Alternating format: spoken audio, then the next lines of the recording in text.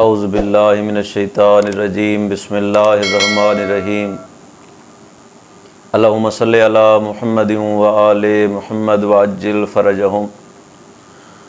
مومنین کرام، میں آج آپ کے سامنے بسم اللہ الرحمن الرحیم ہر کام کے ابتدا میں جو پڑھی جاتی ہے اس کے مطلب کے حوالے سے واضح بات کرنا چاہتا ہوں کہ تفاسیر اہل بیت میں معصومین کے فرمان کی روشنی میں علماء کرام کے قول کے مطابق اس کا مطلب کیا بنتا ہے۔ بسم اللہ الرحمن الرحیم کے بارے میں پہلے تو رسول پاک کا ایک فرمان ذکر کرنا چاہتا ہوں۔ رسول پاک کا فرمان ذی شان ہے کہ اگر کسی کام میں بسم اللہ الرحمن الرحیم پڑھی جائے تو اس نام اللہ کے نام کے صدقے میں خدا کی ذات اس کام کو پایہ تکمیل تک پہنچاتی ہے۔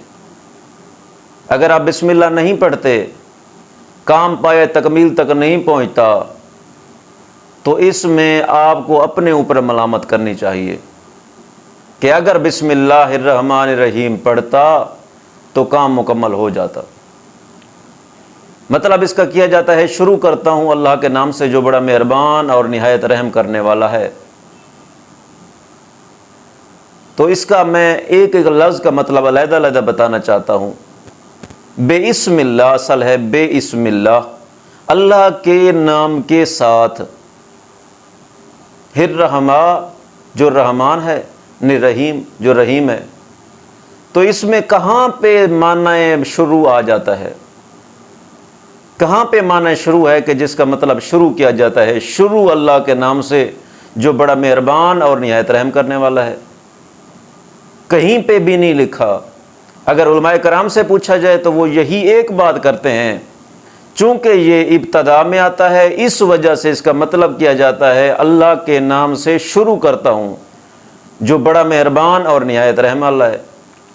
لیکن درس خارج کے علماء کرام اس چیز کی گواہی دیں گے۔ ان کو ایک تفسیر پڑھائی جاتی ہے، تفسیر بیضاوی۔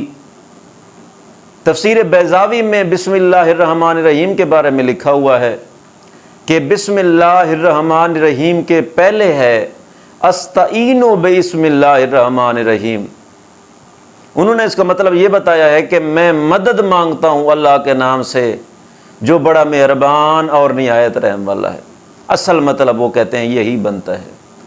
تمام مومنین سے التماس ہے، اگر میرا پیغام پسند ہے اپنے دوستوں میں شیئر بھی کیجیے گا، اور اگر پیغام پسند ہے تو دعا میں یاد رکھیے گا مجھے اور میرے خاندان کو۔